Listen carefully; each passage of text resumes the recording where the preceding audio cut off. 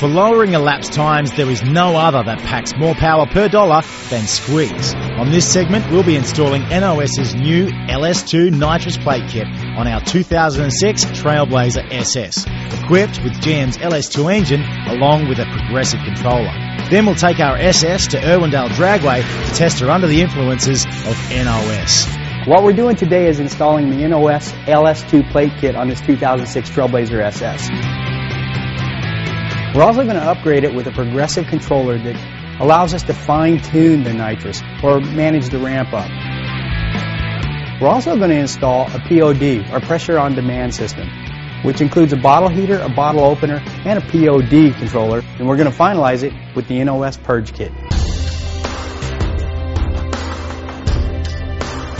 Our first step is going to be mounting the bottle. So we want the valve facing forward, the label facing up, which will put the siphon tube at the very bottom. Next, we installed the NOS POD kit, starting with the bottle opener.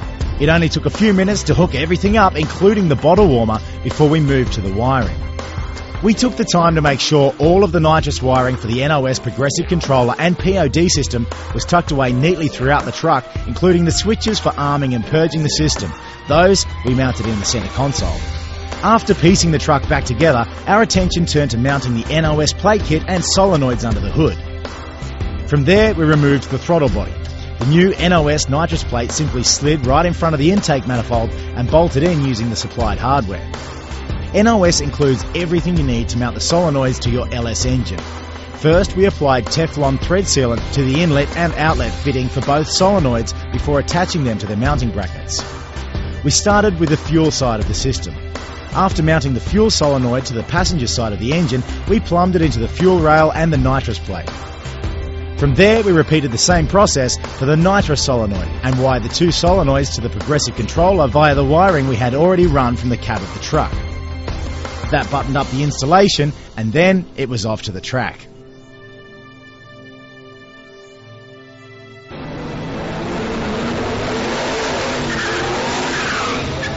The plan was to make a good 1/8 mile non-nitrous pass before hitting the NOS to get a good baseline comparison.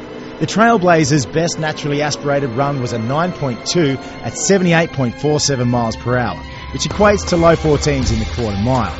Not exactly what we're looking for with our TBSS, which currently has Cook's headers, Corsa exhaust and a tune. Now it was time to see what the NOS LS2 Plate Kit would do. We set up the NOS progressive controller to come in at a conservative 3,500 RPMs at 45% and ramp up from there to 6,400 RPMs. In addition, we set the NOS pressure on demand system to heat the bottle to 950 PSI for optimal performance.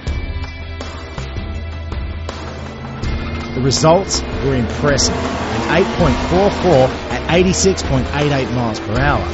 The Trailblazer picked up almost a full second and gained just over 8 miles per hour as it went through the traps, and that's only on a 100 shot. That's easily a 13:10 pass on a full quarter-mile track. With a set of Nitto 20-inch drag radials on order, we should pick up in the mid-12s without a problem. Not bad for just a little NOS.